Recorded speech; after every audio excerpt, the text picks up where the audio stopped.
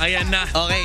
Gusto ko lang sabihin, 100% yan ha. 100% 100%. Biniro natin, nagkatotoo. Tama diba? 100% win rate last season. Yes. Ng regular season And, ata. and hindi na pinahawak sa kanila starting week 6. Tapos nung playoffs, as far as I know, nawasak yun. Pero isa lang talaga. Naisahan Isa lang. Pero it's not even in a match. Game lamang. Oo. So panalo pa rin sila doon. Ang tindi. Wow. Matindi yung aura ni JP dito, ni Daddy JP. Pwede siya mag-introduce ng bagong kasalanan niya rito na basagin yung kumpiyansa ng Onyx sa game number 1. Again, very invasive yung laro dito ng TLPH. Last time na nakita natin yung Joy at Johet na magkasama, I believe Twisted Minds yung kalaro nila last season, yung dilikuran kagad si Outplayed. So pwede natin makita yung TLPH. Lalo ngayon, may pwede silang puruhan ha. Yung Bruno kapag napuruhan nila yan, automatic diretso tayo sa late game for TLPH. And that's gonna be scary para sa Onyx Philippines. Pero ito na, lahat ng mga debate ay kailangan ng mailagay dito sa loob ng Land of Dawn as we head on to game number 1 of Onyx Philippines kontra TLPH. Once again, tagisan ito ng dalawang world champions, M-Series kontra sa MSC. Nakakakilig ito ha. And naalala ko, talagang pinapartner ng Team Liquid Philippines kapag sa Johed ay isang Zushin eh. Diba? At saka ang hirap kalaban nito ha. Oo. Medyo slow motion ka talaga kapag humarap ka eh. Yung slow motion na yun, no, masakit pa sa ulo dahil masakit din kapag tinanggap mo yung damage pero hindi rin naman pwede na kapag may flicker ka, flicker din agad. So again, for Onyx Philippines, pakiramdam ko, Midnight, tama ba na timplahan muna nila yung Joed, hanapin muna nila, huwag sila basta-basta lumaban? I would say, punish nila yung lack of the Johet presence ng early game kasi medyo naging busy si JP Ilish. Yung Joy ngayon, level 1 pa lang naman siya. So pwede pang magamit ng Onyx Philippines yung kanilang window to work with the trio mid. So ganun yung ginagawa nila ngayon. Ito na yung typical King Kong pattern na nakikita natin dati pa. Kulang! Ay, nabitin yung Thorn Rose na nanggaling dito sa Onyx Philippines. Pero si Carlito, umaagaw na rin ng Green Caps. Maganda naman ang posisyon ni Carl TZ. Pero si Uy, parang napapansin natin, medyo napiprisan siya.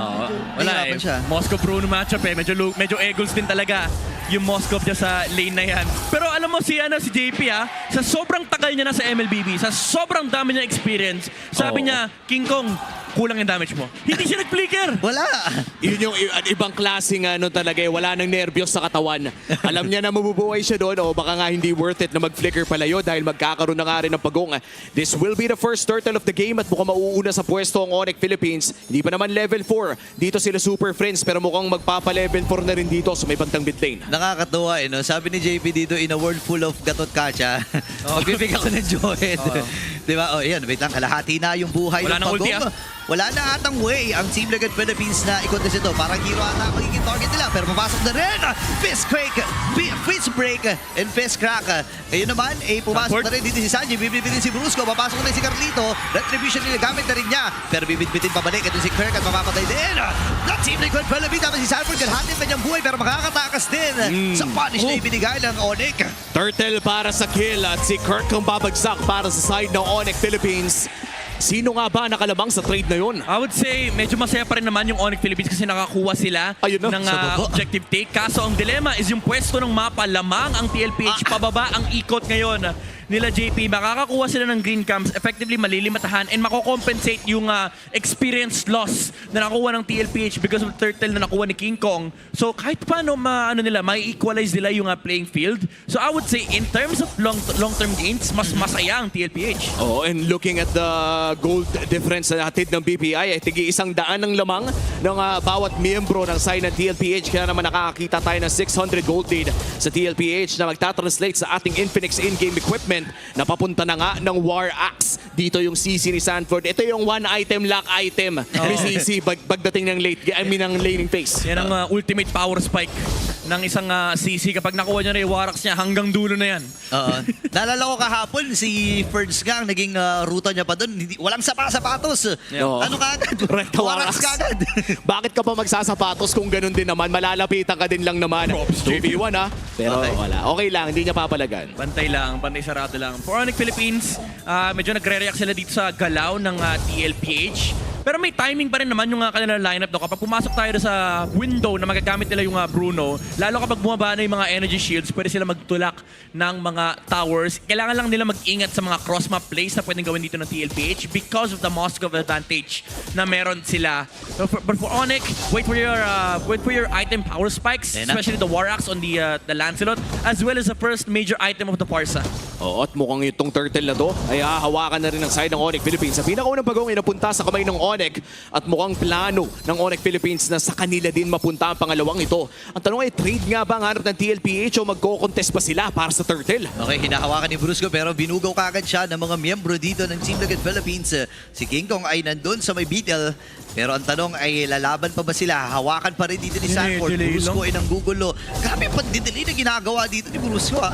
Oy, pero mukhang lalaban na sila dito. Stun, tatama yung sense. Feather air strike na ipilapag na rin. Oh no, patay kagad si Sanford dito ngayon. Tumama rin si Mate SOD and Brusco with that turtle. Ngayon kailangan naman matras si Carlito. Same with JP. Pero hindi na rin mababother pa itong si Oheb at itutuloy nila yung kanyang ginagawa doon. Pero si Kirk tuloy-tuloy pa rin. Dami tawa ng kanyang fist break. Pero andito na at pagsunod. Flicker na force din para kay JP at pasag kagad yung Torres sa Uy. gitna. At ang trade naman ata dito, Oheb taking that turret sa may bandang itaas. Sino ang nanalo sa mga maraming trade na yun? For sure, nakangiti ngayon ng Onyx Philippines. Si Oheb may konting ngiti kasi kahit paano nakakuha siya ng pera na naman. At for TLPH, nawalan sila ng control nung na-force out dito yung ejector ni JP. So nabigay yung mga bush, hindi nila nakuha yung third objective na yun. And sunod sa keys to victory ng Onyx dito, yung nakuha nila yung unang dalawang pagong. So yung stampede for the side of TLPH ay bawas. Okay, si JP ata. Okay, ejector ay nabitawan. Sabi si Super Prince, bitaw yung kanyang feathered air strike. Sanji ay sasama na rin. Flash na rin lamang ito si Curry pero bibit-bitin. Idadali dito kay Daddy JP. Tamang sibat lang si Oheb.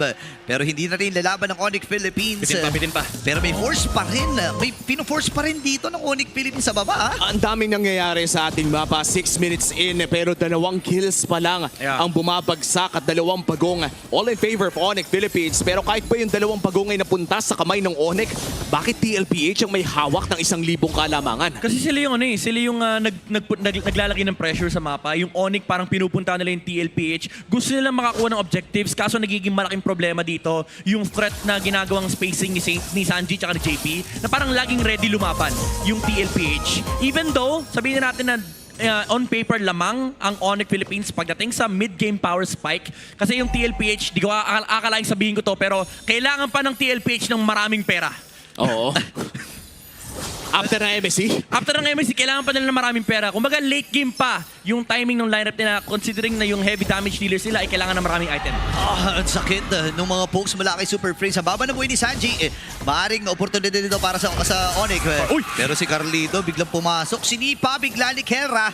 Ang baba ng buhay na ng Pagong, pero malayo na masyado si Carlito para makontest pa or makapag-contest pa dito sa Pagong. 3 turtles ay nakuha ng Sonics. Tiis pogi muna talaga if you are TLPH. 3 turtles, napakagandang objective control para sa Onyx Philippines pero hindi pa rin na nahawakan ng gold lead. As you said, Midnight, yung pressure talagang ini-exert ng TLPH all around the map. Yeah, kasi baliktad yung nangyayari. Yung Onyx, actually, ang gusto nilang objective, hindi lang yung turtle na binabanggit sa keys to victory, kundi pati yung mga tore. Kasi naka-Bruno sila. And for TLPH, kahit anong objective yan, masaya sila kasi nakakapag-farm si Oheb. Oo, tsaka mukhang naaagawan na rin pala ng farm si King Kong. Lalaban, however, Phantom Execution in, pero ang referee ay mapupunta sa kamay ni Carl. Ang sakit ni Sanford dito. Kalahati yung buhay ni King Kong. Super Friends with those pokes.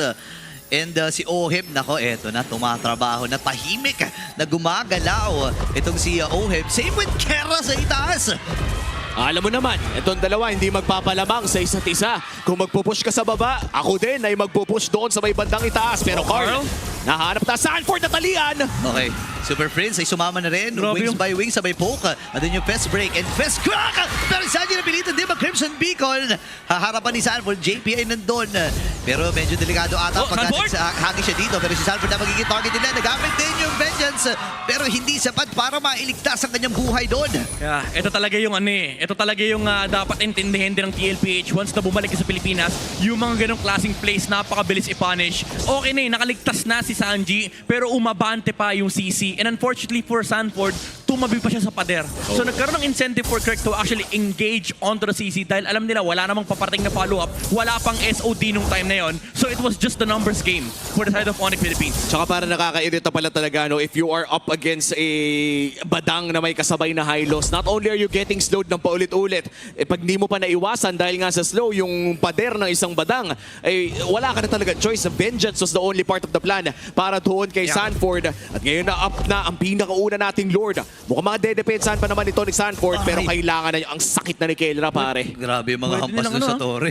Pwede nilang i-rush to knowing na wala pang vengeance yung CC ng TLPH, and hindi rin pwedeng mahayaan nila si Oheb na masimulan yung slow push may taas, kaya naman nirarush kagad to ng Onyx Philippines. Kalahati yung buhay and nakita natin sa Infinix Handcam na pipilitan at na-force itong si Young Goat na labanan itong and tumama yung SOD, kaya naman si King Kong na secure na yung pag-home yun. Bruce yung kailangan matras sa baba ng buhay ni Danny JP, pero hinaabot pa rin siya ni Kelra with a flicker. Ang mga Onyx Philippines ay naglilinis sa ito ng Ayun na. housekeeping. Si Carlito naman na magiging target. Tamang normal leads lang ang Gonzalo na habol pa ata. Pinagbigyan na si Oim dito. 4-man down para sa Sonics. At dito mo talaga masasabi na bola muna bago bala. Kelra 4-0-1. Suddenly, out of nowhere, nakarami ang gold standard. Bumibilang na si Kelra. Tatlo ang namarkahan sa side ng TLPH, nakatakbo. Si Oheb, wala pa naman siyang kills, wala pa siyang deaths, pero so far, Onyx Philippines, sila ang lumalamang. Grabe, walang makapigil kay Kelra. Ladies and gentlemen, 5-0 and 1. Pwede pa ata sila magbasag. Wala na rin na makakapigil. Pathway? And no, glorious battery na gamit Aray ni ko, JP. Isa, aray ko. dalawa. Kalahati kagad yung kanyang buhay, pero nandiyan yung Fistbreak and Fist Crack para kay Kirk. Saan mo nababa ng kanyang buhay? Pero muli din ni Kigo. Nandun yung mga tahik mula sa kanya. Meron pa silang katapult na kasama. This might be it. Pero kaya ba protektahan? Nandun itong si Ohe May para Lord pa. tulungan ang kanyang mga kakampi. Lord ay nasa may bandang itaas. Kung sila gagamitin din nila, ha? Conceal play muna dito kay Sanji and JP, pero mukhang hindi sila gagawa ng napakalaking play.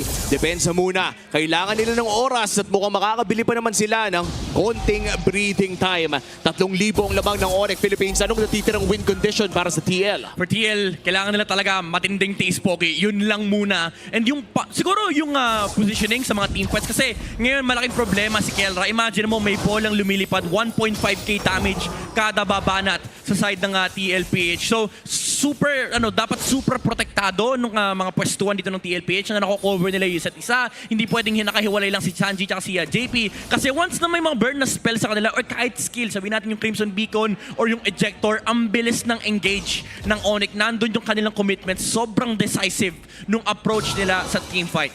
Tsaka kung magbabasihan natin kanina yung damage dealt rankings, no, napakalaki ng gap na ni Kelra at ni Super Friends doon sa mga miyembro ng TLPH. I think 20k yung gap halos. Yeah. And kung nagre-reflect yun dito sa nagiging laro, kasi alam mo na bitin talaga yung damage pa ng TL eh. Yeah, tsaka may dinampot talaga din tong Onyx Philippines after the Grand Finals of MSC. Itong matchup ng Bruno tsaka Moskov, medyo mahirap talaga to for the Moskov. And ang kinagandahan dito, ito rin din naman yung in-spam ng Onyx nung nanalo sila nung M6. Tana ng Bruno meta nun eh. Oo, yung malefic gun Bruno na kapag nakita mong nabid na niya, might as well mag-surrender ka na. Ganong kasakit yung Bruno during that time. And now for Onyx Philippines, mukhang may napudot nga sa kanilang journey ng MSC. And of course, yung renaissance ng kanilang M-Series run. This will be the second Lord of the game. Yeah. Very crucial for Onyx Philippines kung gusto nilang isara ang laro. At crucial din naman para sa TL kung gusto nilang patagalin ang laro. Ang bilis po kumuha ng damage dito ni Carl. JP. Kelra ngayon si JP. Naghanap ng i-ejector. Bibit-bitin dito si Brusco. And this time, pwede rin yung nagamit din. Pero si Kiko magwawagi dun sa Lord. And this time, si Kelra ay pumasok na. At kailangang mag-atrasan dito ng mga miyembro ng Aray ko TLPH. po. Pero si Kelra napaka-hafte. Napakasakit ng mga bola dito ni Kelra. Papasok din si Kiko. Purify Oh na my gamit ni Sanji. goodness. Random execution. Upos ang cavalry. May minion pang kasama ang Onyx Philippines. Pwede na nila tapusin ang game number 1. At sila makakuha nito. What a